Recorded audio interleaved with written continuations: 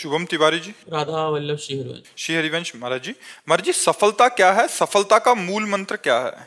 क्या हमारी मानी हुई मान्यता की पूर्ति ही सफलता? मनुष्य जीवन के बंधन से मुक्त हो जाना सफलता है।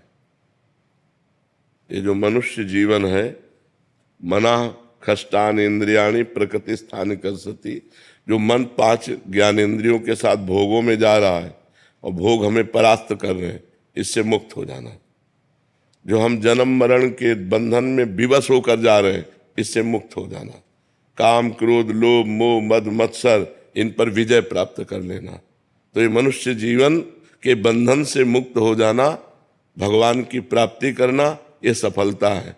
और इसका मूल जो मंत्र है वो भगवान का नाम है, क्योंकि उसी से बुद्धि शुद्ध होगी, उसी से पाप नष्ट होंगे, उसी से आपको आत्मबल मिलेगा, तभी आप इस मार्ग में चल पाएंगे।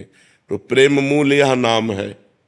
प्रेम का मूल, ज्ञान का मूल नाम ही है। जितना जो नाम जप करता है उतना ही ज्ञानी हो जाता है, उतना ही प्रेमी हो जाता है, उतना ही वो संसार से विजय प्राप्त कर लेता है। और भजन नहीं है तो केवल बुद्धि का विलास मात्र है, वो माया पर विजय प्राप्त नहीं कर सकता, वो इन विकारों पर विजय प्राप्त नहीं कर सकता, वो इन विकारों में ही बार बार गिरता रहेगा। समझ पा रहे हैं आप? नाम जप की चाह कैसे प्रकट होती है? नाम जप से ही हो जाती है। जब हम बार बार नाम जप करते हैं तो हमारी चाह भी नाम ही प्रकट कर देता है।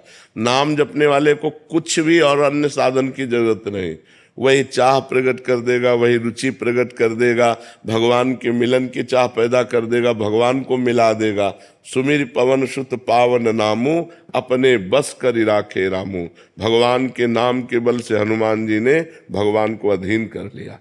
भगवान के भजन में बहुत बल है। बड़े बड़े सिद्ध संत हुए भगवान के नाम जप से हुए। सब कुछ नाम जप ही प्रकट कर देगा। आप केवल नाम जप करके देख लो। इस जन्म में एक नियम ले लो कि मैं भगवान का नाम जप नहीं छोड़ूंगा, फिर आप मिलना, देखो आपका परिवर्तन कितनी जोर का होता है। सब ठीक हो जाएगा, सब ठीक हो जाएगा। अरे समझो, हम बार बार उदाहरण देते हैं कि जो राम नहीं कह पाते थे, राम राम नहीं बोल पाते थे, वो मरा मरा उच्चारण किया। वो इतना बड़ा ग्रंथ है वाल्मीकि रामायण, और संस्कृत से है। आप सोचो, उन्होंने संस्कृत से हमारे इतिहास की रचना कर दी और ब्रह्म ऋषि पद पे पहुंच गए। कोई दूसरा साधन नहीं था, केवल नाम का साधन था।